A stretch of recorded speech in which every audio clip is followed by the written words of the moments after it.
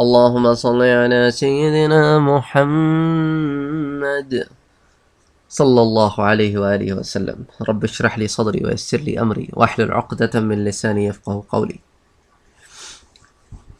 تو اب اس حلقے میں انشاءاللہ ہم کنسنٹریٹ کریں گے ابو طالب کا وہ سفر جو انہوں نے سیریا کی طرف کیا، اور اس میں اس سفر کے دوران اللہ کے رسول صلی اللہ علیہ وآلہ وسلم بھی ان کے ساتھ گئے، اور راہبوں نے کیا کیا پیشن گویاں کیں، اور بحیرہ راہب کے ساتھ جو انسیڈنٹ پیش آیا اس کی ڈیٹیلز پر بھی ہم غور کریں گے۔ تو ابو طالب چونکہ تاجر تھے اور تجارتی قافلوں میں جایا کرتے تھے اور اپنا قافلہ بھی لے کے جایا کرتے تھے، تو اسی طرح کا ایک انتظام انہوں نے شام کی طرف جانے کے لیے کیا۔ اللہ کے رسول صلی اللہ علیہ وسلم اب تھوڑے بڑے ہو گئے تھے، تو آپ نے بھی اشتیاق کا اظہار کیا کہ میں جاؤں گا، مجھے بھی شوق ہے، میں چاہتا ہوں کہ آپ کے ساتھ جاؤں۔ تو ابو طالب نے ضد کی کہ نہیں، میں نہیں چاہتا کہ آپ میرے ساتھ سفر پہ جائیں، کیونکہ سفر کی سختیاں ہیں اور کوئی آسان سفر تو ہے نہیں، ایک ایک دو دو ماہ لگ جاتے ہیں، آپ ابھی بچے ہیں اور میں نہیں چاہتا کہ آپ کو تکلیف ہو۔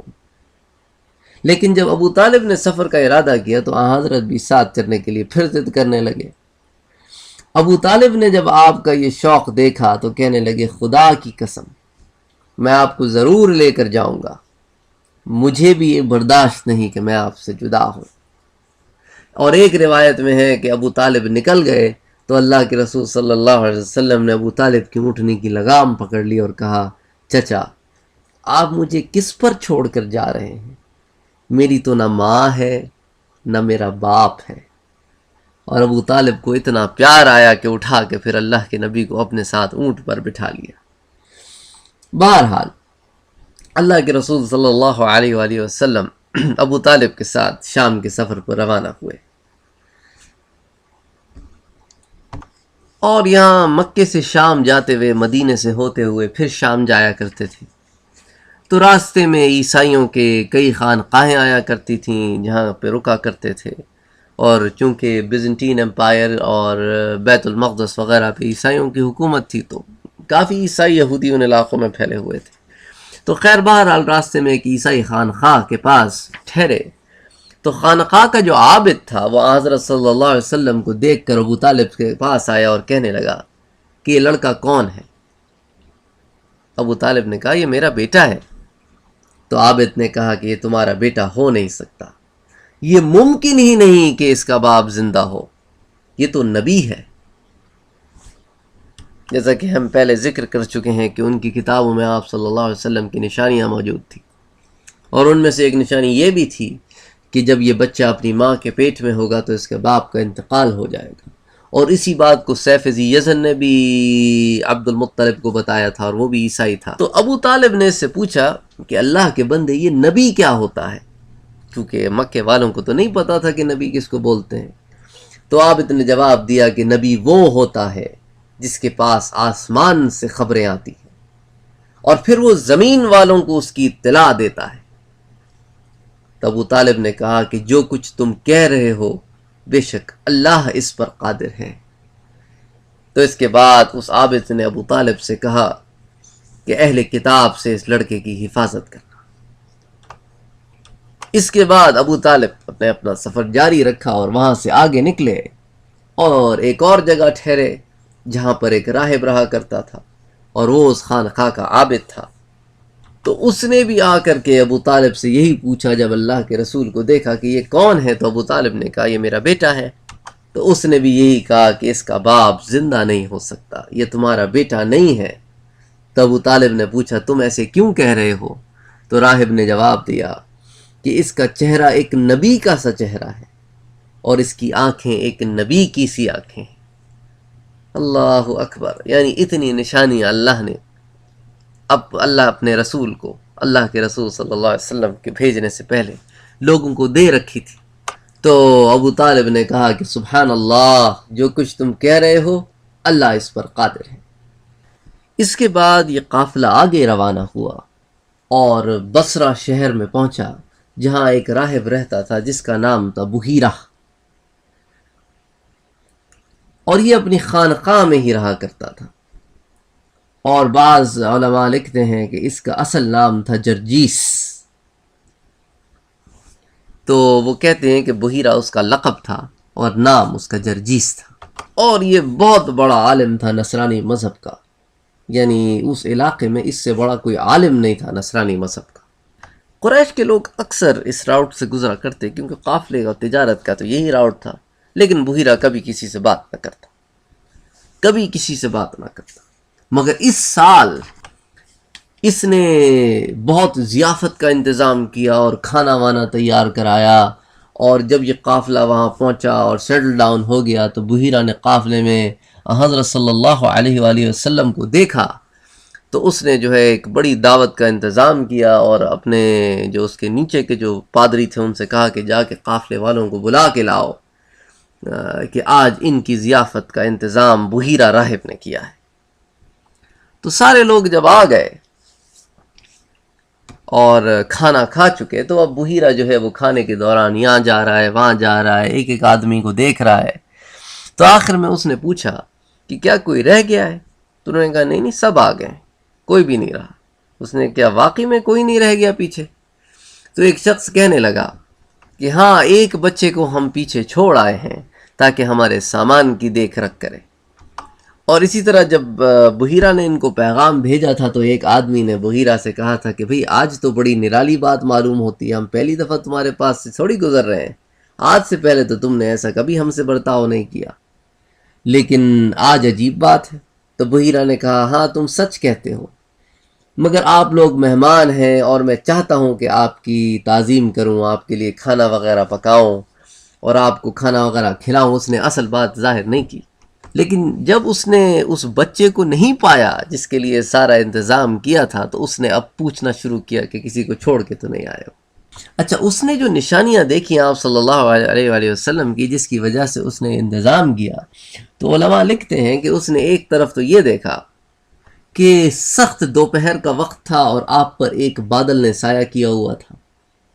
پھر جب یہ قافلہ ایک درخت کے نیچے آ کر ٹھہرا تو اس نے بدلی کی طرف دیکھا جو اس درخت پر سایہ ڈال رہی تھی، اور اس درخت کی شاخیں اس طرف کو جھک رہی تھیں جس طرف وہاں حضرت تشریف رکھتے تھے، کیونکہ لوگ تو سائے کی جگہ بیٹھ گئے اور حضرت کو وہیں جگہ ملی جہاں پر دھوپ تھی. تو وہاں درخت کی شاخوں نے جڑنا شروع کیا تاکہ آپ صلی اللہ علیہ وسلم کو سایہ دیں. تو یہ تمام شانیں دیکھ کر اس کو اس بات کی طرف یہ ہوا کہ ہو سکتا ہے چونکہ یہ لوگ مکے سے آ رہے ہیں تو ہو سکتا ہے یہی وہ نبی ہو جس کے بارے میں ہم سے کہا گیا. تو خیر بہرحال بحیرہ نے کہا کہ ایسا مت کیجئے، اس لڑکے کو بھی بلا کے لائیے، میں نے تو سب کو دعوت دی ہے، آپ اس لڑکے کو پیچھے کیوں چھوڑائے؟ یہ کتنی بری بات ہے کہ آپ سب تشریف لائیں اور ایک آدمی رہ جائے. تو قریش نے کہا کہ خدا کی قسم وہ ہم میں نسب میں سب سے بہتر ہے اور وہ اس شخص کا بھتیجا ہے. اس نے اشارہ کیا ابو طالب کی طرف اور کہا کہ وہ عبد المطلب کی اولاد میں سے ہے. پھر قریش آپس میں کہنے لگے کہ کتنی شرم کی بات ہے کہ ہم تو کھانا کھانے آئے اور عبداللہ کے بیٹے کو پیچھے چھوڑائے. بعض مورخین کہتے ہیں کہ جس شخص نے یہ ساری گفتگو کی سو فار بحیرہ سے وہ حارث بن عبد المطلب تھا جو آپ صلی اللہ علیہ وسلم کا سب سے بڑا تایا تھا، اور اس نے اپنے آپ کو آپ کا چچا شاید اس لیے علماء کہتے ہیں ظاہر نہ کیا ہو کیونکہ وہ آپ کا سگا چچا نہیں تھا. خیر بہرحال یہ قابل غور بات ہے. بہرحال وہ اٹھا اور آپ صلی اللہ علیہ وآلہ وسلم کو لے کر آیا اور آپ کو لا کر اس نے بٹھایا. اور دوسری بات یہ بھی تھی کہ ابو طالب اس قافلے کے امیر تھے، حرس اس قافلے کا امیر نہیں تھا، تو اس نے ابو طالب یعنی قافلے کے امیر بھی تھے اور آپ کے سگے چچا بھی تھے، اس لیے ان کی طرف نسبت کی ہو. اس کے بعد جب آپ کھانا کھا چکے اور آپ یہاں وہاں چلنے لگے تو پھر اس نے آپ کو غور کرنا شروع کیا اور آپ میں وہ تمام علامتیں ڈھونڈنے لگا جو اس نے اپنی کتاب میں پڑھی تھیں کہ نبی میں علامتیں ہوں گی. اس کے بعد جب آپ کھانے سے فارغ ہو گئے تو بحیرہ آپ کے پاس آیا اور اس نے کہا کہ اقسمک باللات والعزا، میں آپ کو لات عزا کی قسم دیتا ہوں، لات اور عزا کی قسم دیتا ہوں کہ جو آپ سے پوچھوں گا آپ سچ سچ جواب دیں گے. تو آپ نے کہا لا تقسمنی باللات والعزا انی ابغضهم اشد البغض، خبردار مجھے لات و عزا کی قسم نہ دینا، میں ان سے سخت بغض رکھتا ہوں۔ تو اس نے کہا اچھا آپ ناراض نہ ہو، اقسمک باللہ، میں آپ کو اللہ کی قسم دیتا ہوں۔ تو آپ نے کہا اچھا پوچھو کیا پوچھنا ہے۔ تو اب بحیرہ نے آپ سے مختلف باتیں پوچھنا شروع کی، آپ کے سونے کے متعلق، آپ کی عادتیں، آپ کے طور طریقے، اور حضرت اس کو جواب دیتے رہے۔ پھر اس نے ان تمام علامتوں کے متعلق سوال کیا جو بھی اس کے ذہن میں تھیں۔ پھر اس نے آپ سے کہا کہ اگر آپ برا نہ مانیں تو کیا آپ اپنی کمر پر سے کپڑا اٹھا سکتے ہیں کہ میں مہر نبوت دیکھنا چاہتا ہوں۔ آپ نے کہا ٹھیک ہے، اب تم نے اللہ کے نام پر پوچھا ہے تو کوئی مسئلہ نہیں۔ تو آپ نے اپنے پیٹھ پر سے وہ کپڑا اٹھایا اور اس نے جیسی ہی مہر نبوت دیکھی تو اس کو بوسہ دیا۔ اور قریش یہ دیکھ رہے اور پریشان ہو رہے ہیں کہ یہ کیا ہو رہا ہے۔ لگتا ہے کہ راہب کے نزدیک محمد صلی اللہ علیہ وسلم کی قدر و منزلت بہت بڑھ گئی۔ اور اس کے بعد اللہ کے رسول صلی اللہ علیہ وسلم سے بات کرنے کے بعد بحیرہ راہب ابو طالب کے پاس آیا اور کہنے لگا کہ یہ لڑکا تمہارا کون ہے؟ ابو طالب نے کہا یہ میرا بیٹا ہے۔ بحیرہ نے کہا کہ یہ تمہارا بیٹا ہو نہیں سکتا کیونکہ اس کا باپ زندہ ہو نہیں سکتا۔ تو ابو طالب نے کہا یہ میرے بھائی کا لڑکا ہے۔ تو اس نے کہا ہاں یہ ہو سکتا ہے کہ اس کا باپ بھی مر چکا ہو اور اس کی ماں بھی مر چکی ہو، اور اس کا باپ تب مرا ہوگا جب اس کی پیدائش بھی نہیں ہوئی ہوگی۔ تو ابو طالب نے کہا ہاں۔ تو اس نے کہا اس کی ماں کا کب انتقال ہوا؟ اس نے کہا تھوڑا عرصے پہلے انتقال ہوا ہے۔ بحیرہ نے کہا تم ٹھیک کہتے ہو، یعنی ان کو معلوم تھی یہ باتیں، وہ تو صرف کنفرم کر رہا تھا۔ اس نے کہا دیکھو ابو طالب، میری بات مانو تو اس بچے کو لے کر واپس چلے جاؤ، کہ اس کو اگر اہل کتاب نے دیکھ لیا تو وہ اس کو نقصان پہنچا سکتے ہیں۔ تو خیر بہرحال ابو طالب نے اس بچے کو لیا اور اپنے غلام کو کہا کہ دیکھو اللہ کے رسول صلی اللہ علیہ وآلہ وسلم کو بالکل خیریت و عافیت کے ساتھ واپس مکہ مکرمہ پہنچا دو۔ اب میں اتنی دور آیا ہوں، اب میں واپس تو نہیں جاؤں گا، پھر مجھ پر پورے قافلے کی ذمہ داری بھی ہے، تو میں آگے جا کر تجارتی کام سے فارغ ہو کر پھر مکے واپس آؤں گا۔ لیکن یہاں شام سے آپ صلی اللہ علیہ وسلم کو انہوں نے واپس بھیج دیا۔ ابھی اسی گفت و شنید میں وہ لوگ مصروف تھے، اسی بات چیت میں وہ لوگ مصروف تھے کہ وہاں پہ رومیوں کی ایک جماعت آئی اور انہوں نے آپ صلی اللہ علیہ وآلہ وسلم کی جو نشانی دیکھ لی تو آپ کو پہچان لیا، جو بحیرہ نے بھی دیکھی تھی۔ اس پر انہوں نے آپ صلی اللہ علیہ وآلہ وسلم کو نقصان پہنچانا چاہا تو بحیرہ نے انہیں روکا اور انہیں خدا کی طرف توجہ دلائی اور وہ باتیں یاد دلائیں جو آسمانی کتاب میں موجود ہیں، اور آپ صلی اللہ علیہ وآلہ وسلم کی نشانیوں کا ذکر کیا اور منع کیا کہ اگر وہ سب مل کر آن حضرت کو نقصان پہنچانا بھی چاہیں تو نہیں پہنچا سکیں گے، کیونکہ آپ کی حفاظت کا انتظام تو اللہ نے کیا۔ تو انہوں نے کہا کہ بحیرہ اگر ہم وہ کام نہ کریں جس کے لیے بھیجے گئے ہیں اور واپس خالی ہاتھ لوٹ جائیں تو پھر ہمیں نقصان پہنچے گا۔ تو بحیرہ نے کہا تم واپس ہی نہ جاؤ، یہیں رہ جاؤ۔ پھر بحیرہ نے قریش سے مخاطب ہو کر کہا کہ جب قریش کی حیرانی دیکھی تو کہا کہ قریشیوں حیران کس بات پر ہوتے ہو؟ تم جب اس گھاٹی میں پہنچے تو کوئی پتھر اور درخت ایسا نہ تھا جس نے اس پاک ہستی کو سجدہ نہ کیا ہو، اور یہ تمام اللہ کی مخلوقات سوائے نبی کے کسی کو تعظیماً جھکتے نہیں ہیں۔ یہ عبادت کا سجدہ نہیں، تعظیم کا سجدہ تھا، جو پہلی امتوں پر جائز تھا لیکن ہماری امت میں اللہ کے رسول نے منع کر دیا۔ اسی لیے صحابہ کرام نے جب پوچھا تو اللہ کے رسول دنیا کے بادشاہوں کو لوگ سجدہ کرتے ہیں تو آپ تو اللہ کے نبی ہیں، آپ تو اللہ کے نبی ہیں اور ہم بھی چاہتے ہیں کہ آپ کو تعظیماً سجدہ کریں۔ تو آپ نے کہا کہ نہیں، میری امت کے لیے اس بات کو منع کر دیا گیا ہے کہ کسی کو سجدہ کرے سوائے اللہ کے، اور اگر میں حکم دیتا کسی کو سجدہ کرنے کا تو عورت کو حکم دیتا کہ وہ اپنے شوہر کو سجدہ کرے، لیکن اس امت میں سوائے اللہ کے کسی کو سجدہ کرنا جائز نہیں۔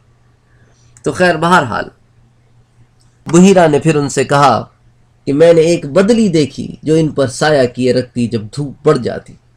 پھر میں نے ان کے دو مونڈھوں کے درمیان، یعنی کہ جو اوپر کے جو آپ سمجھ لے کندھے ہوتے ہیں نا، ان دو کندھوں کے درمیان کی جو ہڈی تھی اس کے نیچے میں نے وہ مہر نبوت بھی دیکھی جس کے بارے میں ہماری کتابوں میں لکھا ہے. اچھا، یہاں پر ایک سوال کا جواب جو عموماً اشکال کچھ لوگوں کو ہو گیا ہے اور انہوں نے یہ بات ذکر کرتے ہیں کہ وہ جو غلام جس کے ہاتھ ابو طالب نے اللہ کے رسول صلی اللہ علیہ وسلم کو واپس مکہ بھیجا وہ بلال رضی اللہ تعالیٰ عنہ تھے. تو یہ غلط اور منکر روایت ہے، اور کئی علماء کرام نے اس پر اعتراض کیا ہے، کیونکہ حضرت بلال تو اس وقت پیدا بھی نہیں ہوئے تھے، تو وہ آپ کو کیسے لے کر آتے. اور جس کسی کے ہاتھ کسی کو بھیجا جاتا ہے وہ عمر میں بڑا ہوتا ہے اور سمجھدار ہوتا ہے تو اس کے ہاتھ بھیجا جاتا ہے. اللہ کے رسول بچے ہیں، حضرت بلال اللہ کے رسول سے بڑے کیسے ہو سکتے ہیں، کیونکہ وہ تو عمر میں چھوٹے تھے.